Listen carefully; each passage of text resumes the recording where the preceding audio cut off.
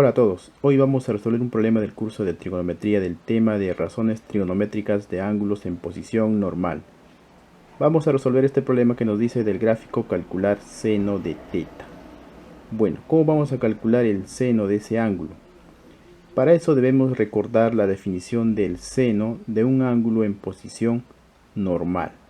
Y eso lo explicamos a continuación.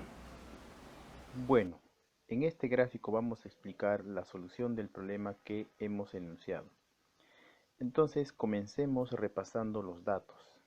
A nosotros nos dan este punto A, cuyas coordenadas son 3,4. También gráficamente podemos observar que los segmentos OC y OA se cortan perpendicularmente. Con estos datos nos piden determinar el seno de este ángulo θ. Bueno, ¿cómo vamos a calcular el seno de ese ángulo θ? Para eso nosotros debemos preguntarnos si θ está o no en posición normal. Y ustedes deben recordar que un ángulo en posición normal es aquel ángulo que tiene como lado inicial el semieje positivo de las abscisas. Si ustedes observan este ángulo θ, efectivamente su lado inicial coincide con el semieje positivo de las abscisas. Y su lado final es este segmento OC. Entonces podemos decir que θ es un ángulo en posición normal y por lo tanto sus razones trigonométricas ya están definidas. Por ejemplo, el seno de este ángulo θ será igual a la ordenada sobre el radio.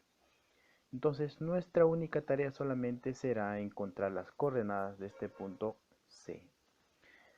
Para eso vamos a hacer lo siguiente. Desde este punto A vamos a trazar una perpendicular al semieje positivo de las abscisas. Al trazar esa perpendicular se va a formar este segmento de color verde. De la misma manera vamos a trazar una perpendicular del punto C al semieje negativo de las abscisas y al trazar ese segmento se forma este segmento CD.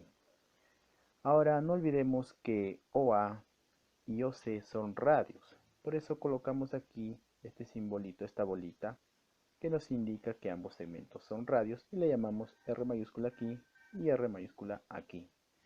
Ahora vamos a definir ángulos en estos triángulos rectángulos que se han formado. Por ejemplo, en este triángulo de aquí vamos a llamarle alfa a este ángulo de aquí y beta a este otro ángulo de aquí. De aquí podemos decir que alfa más beta es igual a 90 grados. Ahora, ustedes deben recordar que este ángulo de aquí es un ángulo externo cuya medida es igual a este ángulo de 90 más beta. Como este ángulo ya vale 90, entonces este ángulo de aquí vale beta. Por lo tanto, podemos decir que este ángulo de aquí es igual a alfa, dado que la suma de alfa y beta es igual a 90 grados. Muy bien. Ahora vamos a hacer lo siguiente. Dado que las coordenadas de este punto son 3,4, eso quiere decir que este segmento OB mide 3 y este segmento AB mide 4.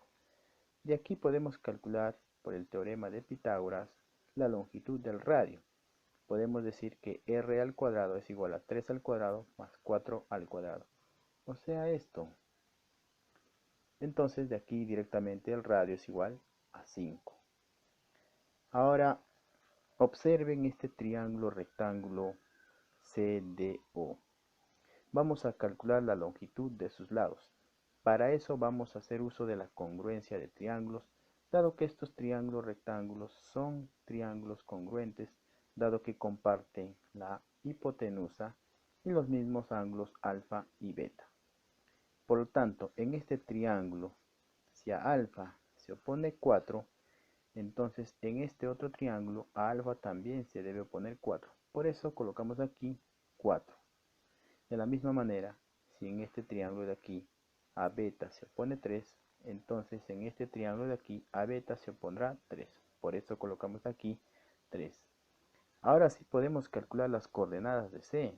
Del gráfico podemos decir que en X es como menos 4 y en Y es como 3.